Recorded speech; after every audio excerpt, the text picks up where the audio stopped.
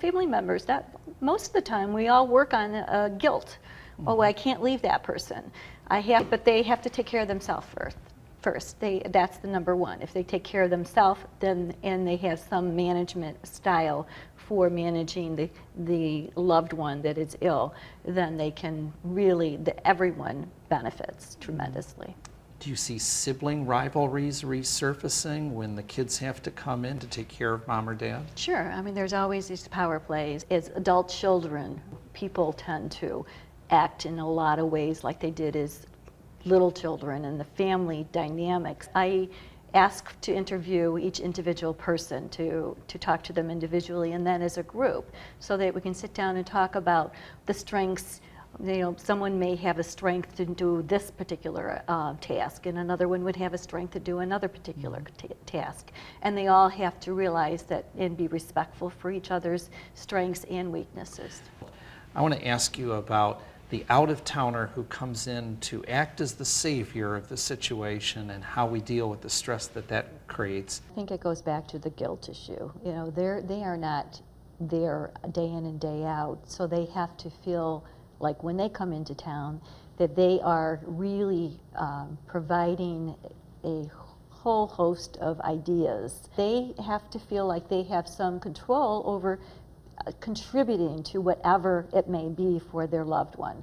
And my response to that is, as long as it's not hurtful to any individual, the family members that are in town take the break, because they're going to leave town and things are going to come back to where it was. And then everyone's not stressed out, you're not at each other. And I think the person that comes into town can then respect the fact that you're here and know that once they've left, everything is going to be totally fine. But they've also contributed to the whole plan themselves, so they don't feel this gnawing guilt of not ever doing anything.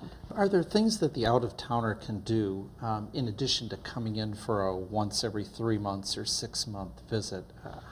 Are there ways that they can contribute to relieve the caregiver's stress in a productive way?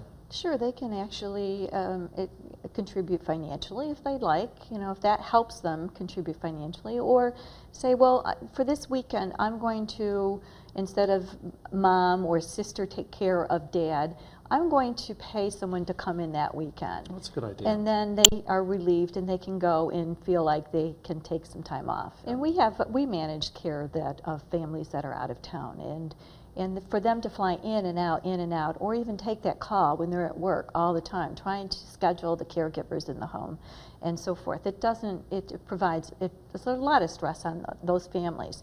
And when they come into town, they should be able to feel free enough to be able to enjoy, such as Mother's Day coming into town, enjoying the time that they're with their family and not feel like they have to do a lot of work. Is there such a thing as caregiver burnout? Yes, absolutely. And that doesn't happen it happens in a very short period of time. It doesn't take years for burnout. It could take only a few weeks for burnout, depending on how much that caregiver has to do for their loved one. It happens, because they don't have sleep. They can't get the sleep. They can't get the respite. They can't get their exercise. They can't, just get a cup of coffee sometimes because they're interrupted all the time and having to care for somebody. It happens, it could happen in a few days, and the person's not a horrible person. It's just that they have been completely stressed to the point where they can't function. How would you suggest, if you walk into a situation like that, how do you strengthen a caregiver? They need to actually have someone come in to take over for a period of time so they can literally leave the house, so they have that respite. They can't stay in the house. If they can start out with some caregivers and be in the home a little bit at a time while the caregivers are there, so that everyone has a sense of the fact that they're actually being okay, and they gradually pull themselves away.